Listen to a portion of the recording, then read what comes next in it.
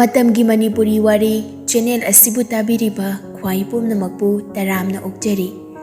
Ngasisu mahawsagumna mayamgi mafamda puduna lagjari. Langla Langjin tara suba tangkak. Mayam punna taminarasi. Thamoi magi iholbo karamna fonglasikai. Thamoi sinade nungsi tattana haijari. Adubo Jumbal yung nafongduna nafamda thamoy gi ipawse damjabadi ngamdri.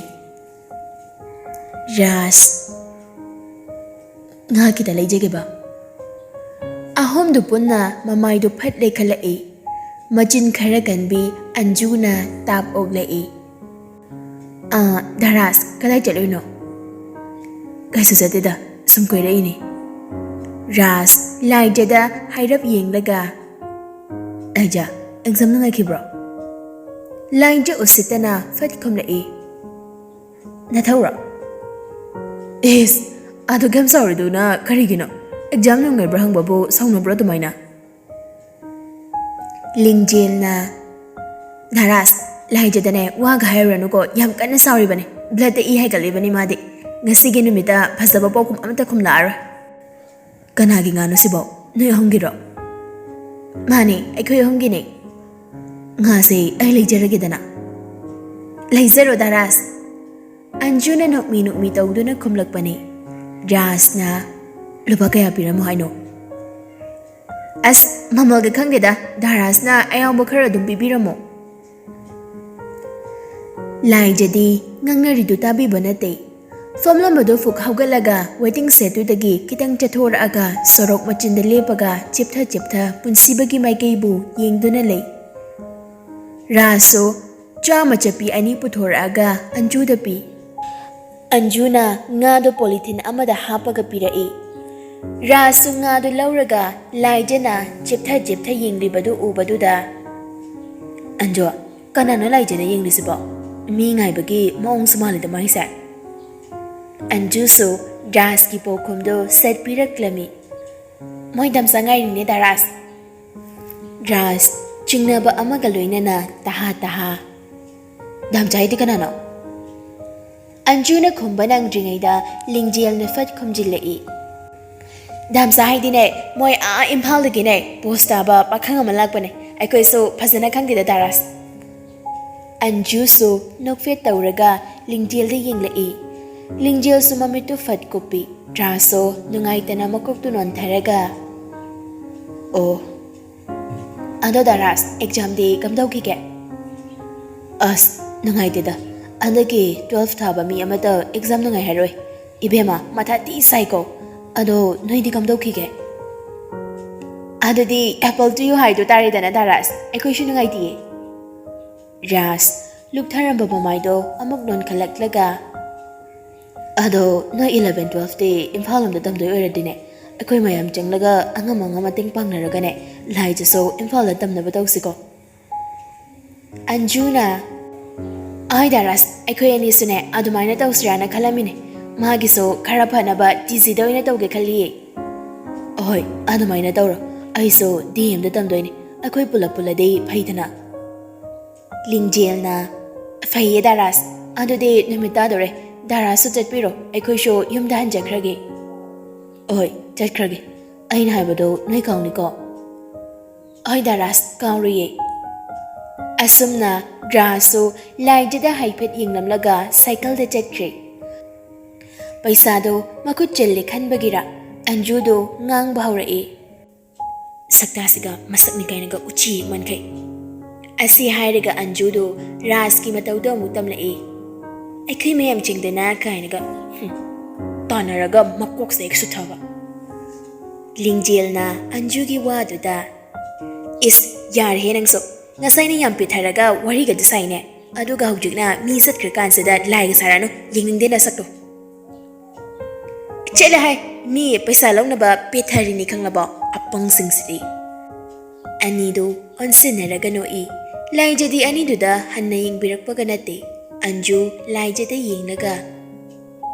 Aima Lingzel laija sei maong amani ko ai ngak tabangam de aisine karino magi maong siba. Lingjilna aide magi maong sei yak chingri zani ko. ai suni bema yam china jingnei ni lingjel na anjo lause thengkrani ba asiangau bi se phajil ne makon da umta pusin biram se ani do lai jigi manak de lai anjuna ngau bi nang bu bora ga yan dor ba kai no ma tawre ne yum na changna sla ne lai jadu ani do da di yeng de punsi bana la ka da ba mai kai do da yeng laga yam nungai tana noi ni chalamo ai ngahak ta lehau ki ge damja do lak prana ngahak ta ngahak ki ge to bane Liza, namita do changna se ke dor ge nang ba anjuna amo nang damza do la arai mi nu pi nang ba lai je do khang law law rai chatlo dana kai nu khang de he anju ga lingjel ge do khang prek khangi anju so lai je yar roi khangi khonjel lu khitang tap tharaga phare do di nang sene ngai hak ngai raga yum da dum chango ko ai khoi se lagi anju lupa chama chapi ama lokthok aga lai je gi makhot pi ra e lai ja ngakna kai gi paisa non jo ngasai nga do daras da yon kre cheni sit bane chama do dang lojaro yausangi phorit leina matung selo aduga ne chama sina lingjel ai koi ni ne tangkai yana rage lai ja nungai tana anju ga lingjel ga da ying da e lai je gi meeting ge artha mata ani do na khangbana ani do so phat ying ne aduga kan ne chen kre lai jadi tingak ying do na le hori ho khoi mu da pai ra roi ye yum dan jin bi ro lingjel na chena laura ambani lai je ngai hak isa do da ying do na le ngai hak lei ra ba matung anjo nanga lingjel ka engge marup oina phangsa se ai se lai ba kyam phai ko numit tarum tawrak labani lai je do mayum da so hanjin de lambi mapan du da pham du na punsi babu adumak ngai do na le machin du da so tap na sonjari Damsa nang lao da ai ngai bayam na wari hai bane ngasai de gilam bi sida phamlaga ne damsa lak pane ngai ri se numita do so ayum da hanjin ri se damja nang lak pa ngai ri ne anju ga lingjel gana ai bu angau bi boraya lu kai na hai ri ne damsa nang lak de de ai ngasi ne soidana gap kani ai da hai ri basini ko ai kap chingai de ne damsa nang lao ko lak so wai se ne lak chou ko asi hai ri ga lai je do api ira jela e masin du masulep te damsa nang lak ta bada nungai tri se gino nang buling jel na pa mi hai so ai sum sawningi yam sawningi mayam da ne yam ti ne sawningi adu damsa ai ne sawning bi se gino gasi di hang je ge tawani adu ga hauzi phak lak ta ba ai sawra ora damsa nang ai sawra kani ko sum ko roi ko ngasi ai sini nang ai sum kap ning le bi ga se kai no khang de sum ta re ba kai no pi nang sum ta re se bo tarak ka no ai su kap ning le ha ba ne tanja du da jaw bu du lai lambi da lai je na phamla ga leiram ba da o ba da ai ma lai ja nang di sorok si da kai dau ri ba thenge ne he yum do chango da na lai ja chaw ba u ba da phik hau ga le aduga chaw ba gi manak te chang silak laga ka chaw ba ni mahazon do la hau ra ba mahazon hai di sar pun si ba du bro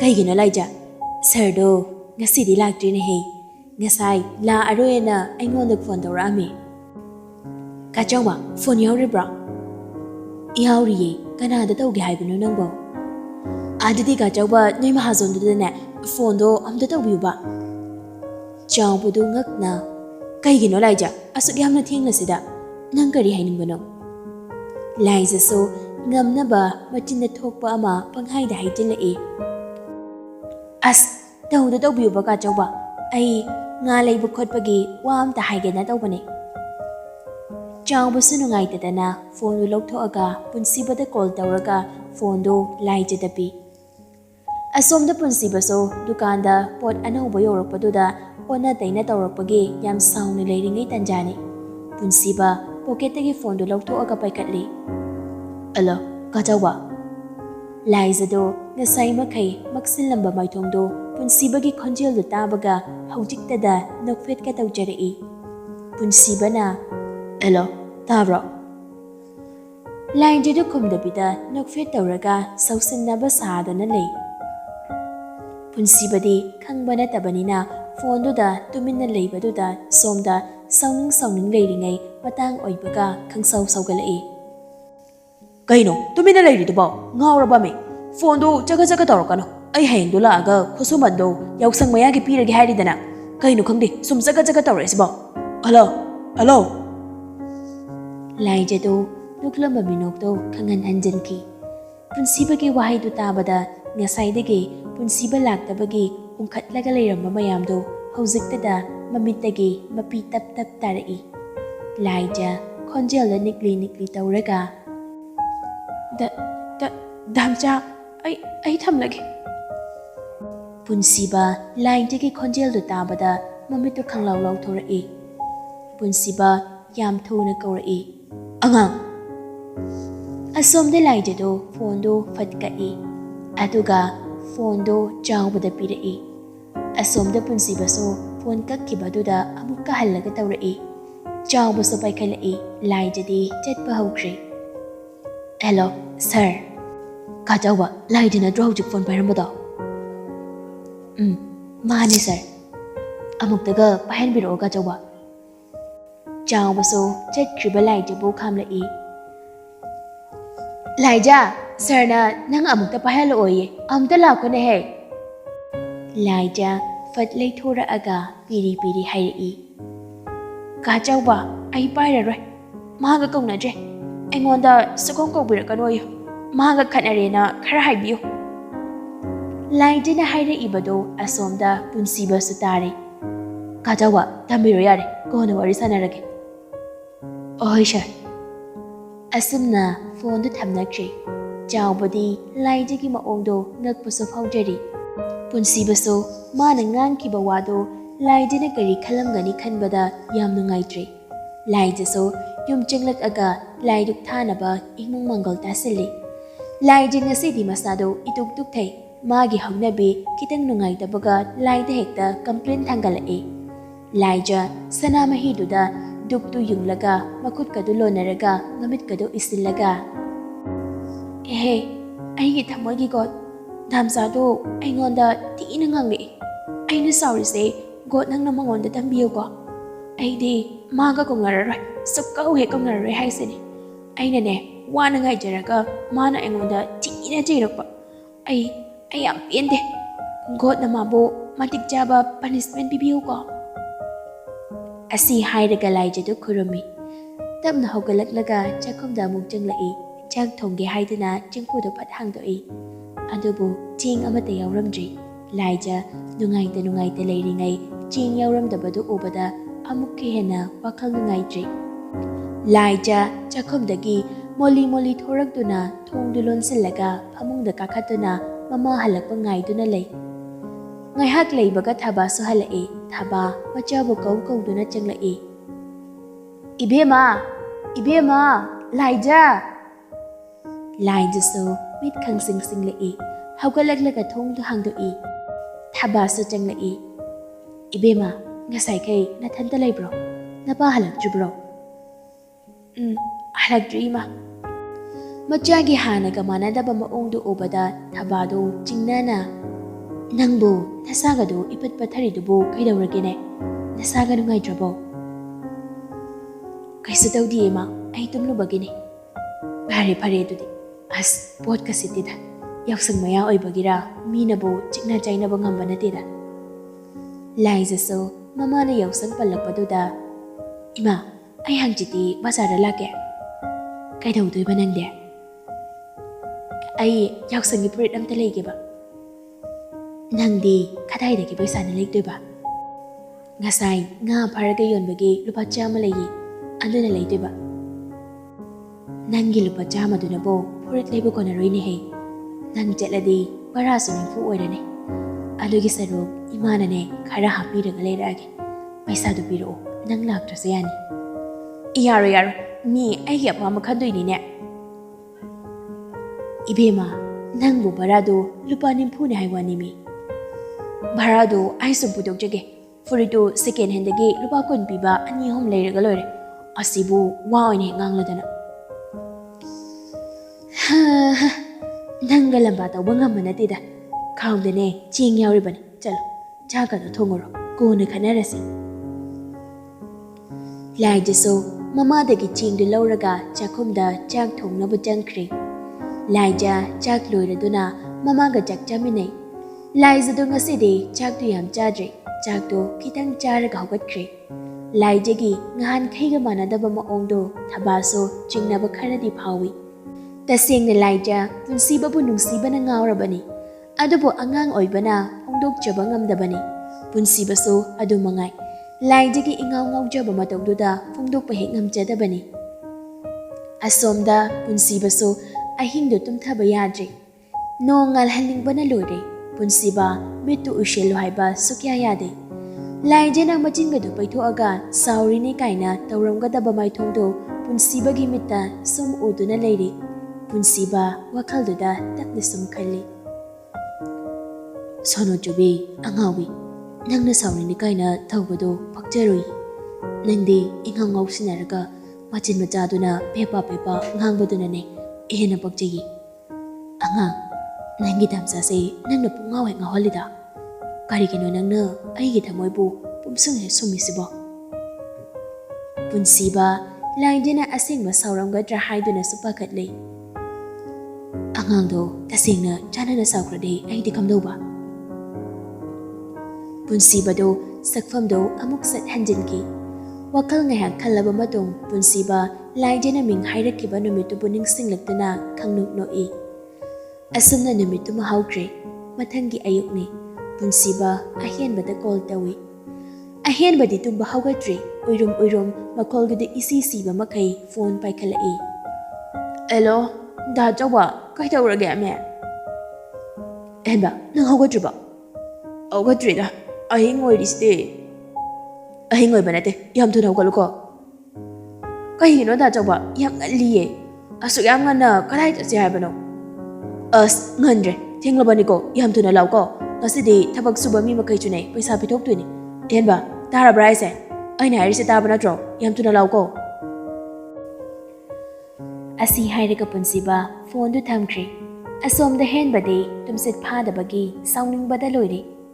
Ahenba phajukto amuka hena chingkhalaga isau dawrai. Pele haisani. Thoibi dagi onthakhraga tharo yonbi ama thengnarodana pungaw he ngawkhredana. Tanjaduda Rasi so ngang-duna ahenba hawdokpa changlai. Rasi phamangduda lepaga. Ihenba, tabrane hey, hawgalon he nangbo, thengini hey. Oi ma, nang amuk makhilang bahuraba. Makhilang ba natin hey, hawgalo. Nang da sawana aingonda phone tawrambani. Imai pema, mi singse ikaibase onthok na khangloi-dawrida. Jagat ne nganglaga leirano chalo. Nasakto nungsidene hey. Hawgalodana. Asi hairaga Rasido mamaido fatlai thoaga chatpa hauki. Ima! Ahenbana khangkau kaurai. Rasi so mamaido fatlai thorai. Ahenba mayagado ihihigatlaga. Is! Akoi mase ay nungside haraga aingonda senglai. Thida angawasidi. Hawgaloko. Asi hairamlaga Rasi su thokre. Asomda punsiba chakhumda hathu changlai. Ima se manam nambiro. Asi hairaga punsibado lembi ki manakta changsilaklaga makhotu tingthorai. Lembi yam ngakna punsibada yenglaga. Sana kaino haujik chatlagi hairiro. Oima yaushang mamangi thabak suba makhaido paisa yenthoge na tawban. Ado sak charaga chaludana henba sulaktre. Alaga jarage henbado ngaiba ngamdre. Oyumda chalaga oina kaururage. Seima manam nambiro. Lembi machagi kokta manam nambiraga punsibagi makuta yana kitang chikpi. Punsiba mamai leithoaga yam thuna chatkre. Lembi machagi ngahan khaiga manadaba maongduda ngakna yengdona. Kaino ne asibo kaino ma itaw dawida. Nahan ahenbana haiba tharoi yonbiduda ngauraga lekraba zalo. ꯄꯨꯟꯁꯤꯕꯗꯣ ꯑꯍꯦꯟꯕ ꯂꯥꯛꯄ ꯉꯥꯏꯗ꯭ꯔꯤ ꯒꯥꯔꯤꯗꯨ ꯊꯧꯔꯒ ꯂꯥꯛꯏ ꯍꯦꯟꯕ ꯍꯣꯏꯒꯤ ꯁꯨꯃꯥꯡꯗ ꯒꯥꯔꯤꯗꯨ ꯈꯥꯝꯂꯝꯂꯒ ꯑꯍꯦꯟꯕꯕꯨ ꯀꯧꯗꯨꯅ ꯆꯪꯂꯛꯏ ꯑꯍꯦꯟꯕ ꯂꯣꯏꯗ꯭ꯔꯤꯕꯣ ꯅꯪꯕꯣ ꯔꯥꯁꯤꯁꯨ ꯆꯥꯛꯈꯨꯝꯗꯒꯤ ꯂꯥꯎꯔꯛꯄꯅꯤ ꯁꯅꯥ ꯍꯧꯒꯠꯇ꯭ꯔꯤꯕꯅꯤ ꯃꯥꯒꯤ ꯀꯥꯗ ꯆꯪꯉꯨ ꯑꯩꯅꯁꯨ ꯍꯧꯗꯣꯛꯂꯝꯕꯅꯤ ꯍꯧꯖꯤꯛ ꯐꯥꯎꯕ ꯍꯧꯒꯠꯇꯦꯅꯦ ꯏꯁꯤꯡ ꯍꯩꯖꯤꯜꯂꯨ ꯃꯗꯨꯒꯤ ꯑꯉꯥꯡꯗꯣ ꯍꯣꯏ ꯏꯟꯗꯣꯝꯆꯥ ꯈꯪꯅꯤꯃ ꯄꯨꯟꯁꯤꯕꯁꯨ ꯍꯦꯟꯕꯒꯤ ꯀꯥꯗ ꯆꯪꯂꯛꯏ ꯄꯨꯟꯁꯤꯕ ꯐꯃꯥꯡꯗꯨꯗ ꯂꯦꯞꯄꯒ ꯑꯀꯟꯕ ꯈꯣꯟꯖꯦꯜ ꯑꯃꯗ ꯂꯥꯎꯔꯛꯏ ꯑꯍꯦꯟꯕ ꯍꯦꯟꯕꯗꯣ ꯈꯪꯄ꯭ꯔꯦꯛ ꯈꯪꯂꯒ ꯂꯣꯡꯅ ꯍꯧꯒꯠꯂꯛꯏ ꯄꯨꯟꯁꯤꯕꯅ ꯆꯪꯁꯤꯜꯂꯛꯂꯒ ꯐꯩꯖꯨꯞꯇꯨ ꯍꯥꯏꯗꯣꯛꯀꯦꯅ ꯇꯥꯞ ꯄꯥꯏ ꯑꯍꯦꯟꯕꯁꯨ ꯄꯥꯈꯠꯅ ꯐꯩꯖꯨꯞꯇꯨ ꯇꯥꯞ ꯐꯥꯔꯒ ꯀꯩꯅꯣ ꯗꯥꯆꯧꯕ ꯍꯧꯒꯠꯂꯣꯁꯦ ꯑꯩꯅ ꯉꯁꯥꯏꯗꯒꯤ ꯐꯣꯟ ꯇꯧꯔꯒ ꯍꯧꯗꯣꯛꯄ ꯅꯠꯇ꯭ꯔꯣ ꯑꯁꯤ ꯍꯥꯏꯔꯒ ꯄꯨꯟꯁꯤꯕ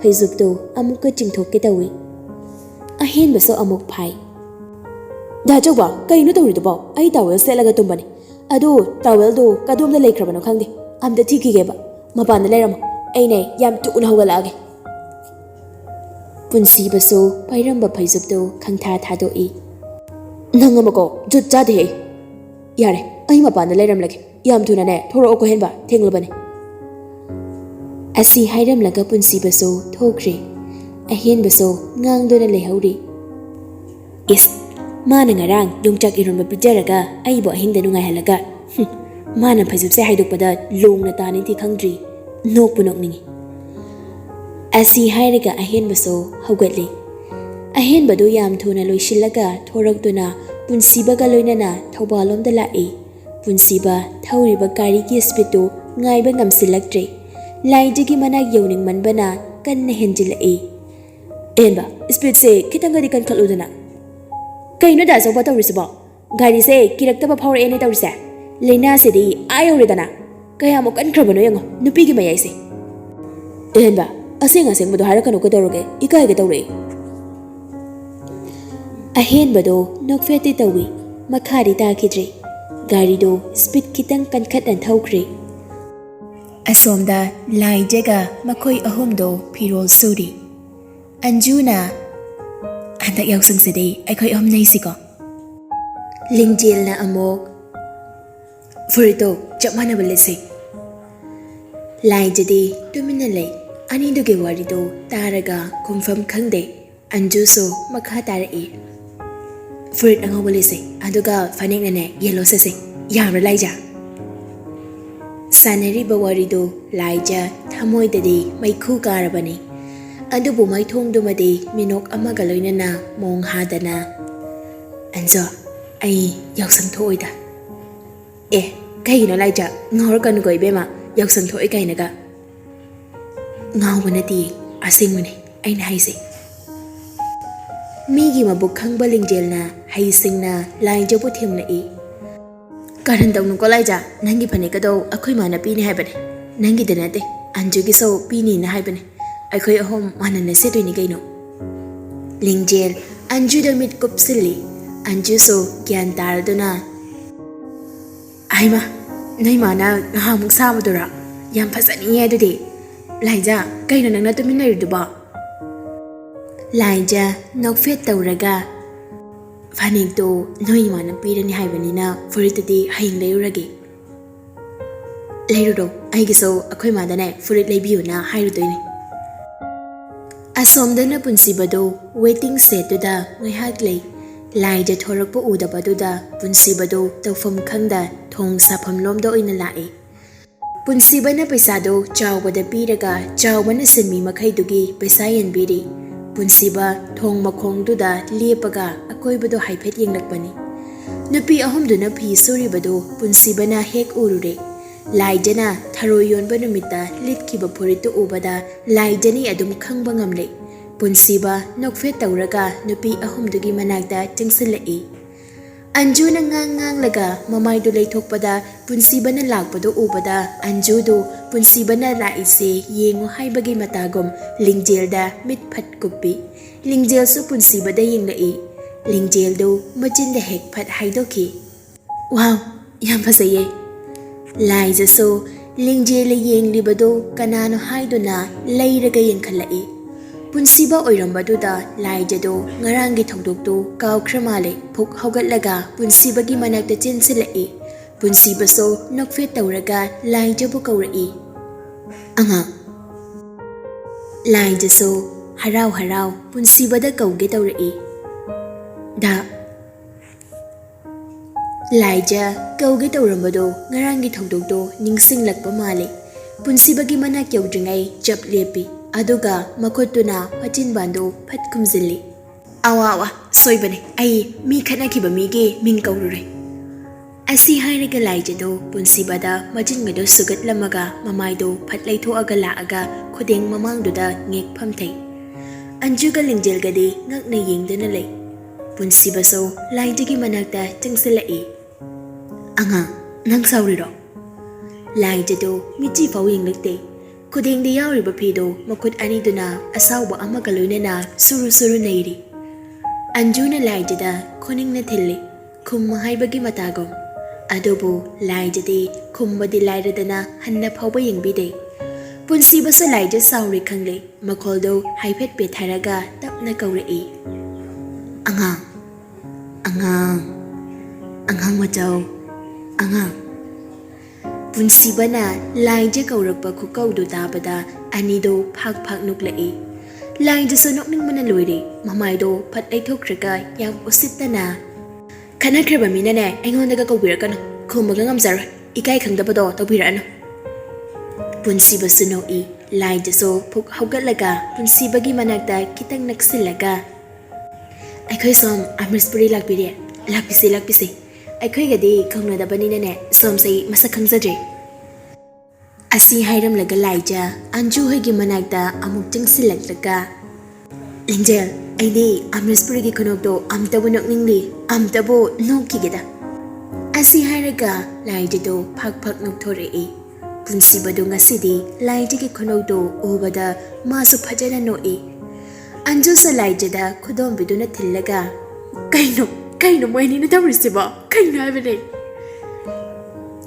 ꯈꯪꯗꯤꯌꯦ ꯑꯅꯤꯁꯦ ꯀꯣꯏꯅꯕ ꯃꯥꯟꯗ꯭ꯔꯥ ꯑꯁ ꯑꯩꯗꯤ ꯆꯥꯛꯂꯦꯗꯀꯣ ꯂꯤꯡꯖꯦꯜꯅ ꯍꯥꯏꯔꯛꯄꯅꯤ ꯑꯟꯖꯨꯅ ꯑꯃꯨꯛ ꯑꯁ ꯅꯪꯅ ꯃꯔꯣꯜ ꯑꯃ ꯈꯠꯄꯅꯦ ꯑꯩꯗꯤ ꯇꯜꯂꯦ ꯅꯣꯏ ꯑꯅꯤꯁꯦ ꯎꯕꯗ ꯂꯤꯡꯖꯦꯜ ꯂꯥꯏꯖꯒꯤ ꯃꯅꯥꯛꯇꯨꯗ ꯅꯛꯁꯤꯟꯗꯨꯅ ꯅꯥꯀꯣꯡ ꯃꯌꯥꯗ ꯆꯪꯁꯤꯜꯂꯒ ꯅꯣꯏ ꯗꯥꯝꯆꯥꯒꯤ ꯈꯨꯐꯖꯁꯦ ꯑꯩ ꯉꯥꯎꯔꯦ ꯍꯥꯏꯕ ꯌꯥꯎꯁꯪꯗꯁꯨ ꯂꯥꯛꯑꯣ ꯍꯥꯏꯌꯣ ꯑꯕꯦꯔ ꯇꯩꯊꯒꯦꯌꯣ ꯂꯥꯏꯖꯗꯨ ꯂꯤꯡꯖꯦꯜꯒꯤ ꯋꯥꯗꯨ ꯇꯥꯕꯗ ꯃꯃꯤꯠꯀꯗꯨ ꯈꯪꯂꯥꯎ ꯂꯥꯎꯊꯣꯔꯛꯏ ꯅꯣꯛꯂꯝꯕ ꯃꯤꯅꯣꯛꯇꯨ ꯁ꯭ꯋꯥꯏ ꯃꯥꯡꯈ꯭ꯔꯦ ꯄꯨꯟꯁꯤꯕꯗ ꯑꯣꯏꯅ ꯀꯟꯅ ꯆꯩꯊꯔꯛꯏ ꯅꯪ ꯁꯤꯗ ꯀꯩꯗꯧꯕ ꯂꯥꯛꯄꯅꯣ ꯑꯩꯉꯣꯟꯗ ꯁꯨꯀꯧ ꯀꯧꯔꯛꯀꯅꯨꯀꯣ ꯅꯪꯒ ꯑꯩꯒ ꯀꯧꯅꯗꯦ ꯑꯩꯒꯤ ꯏꯅꯥꯛꯇꯒ ꯑꯝꯇ ꯂꯥꯛꯄꯤꯅꯨ ꯏꯀꯥꯏꯕ ꯈꯪꯗꯕ ꯇꯧꯖꯅꯨ ꯅꯣꯏ ꯏꯝꯐꯥꯜ ꯃꯆꯥꯒꯤ ꯀꯗꯔ ꯐꯗꯔꯗ ꯆꯠꯄꯤꯒꯗꯕ ꯂꯥꯏꯖꯅꯗꯦ ꯆꯠꯈ꯭ꯔꯣ ꯆꯠꯂꯣ ꯅꯁꯛꯇꯨꯒ ꯌꯦꯡꯅꯤꯡꯗꯦ